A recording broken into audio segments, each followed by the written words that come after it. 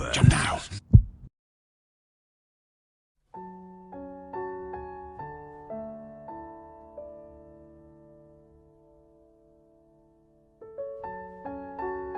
Nogle gange kan jeg ikke være mig selv.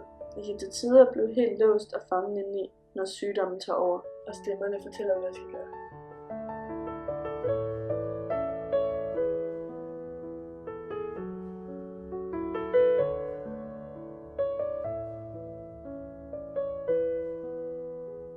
Tit ser jeg mørke skikkelser og føler, at jeg bliver forfulgt, også selvom der ikke er nogen i nærheden.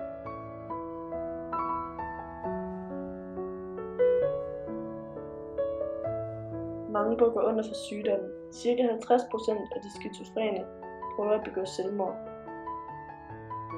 Men jeg har tænkt mig at kæmpe.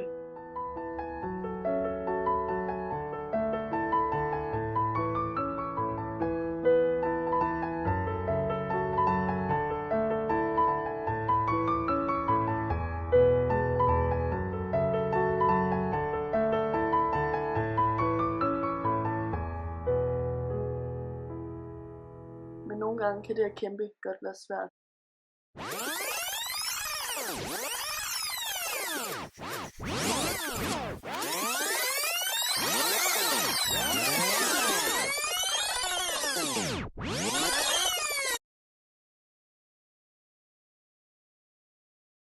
Mit navn er Sasha, og jeg har skizofreni.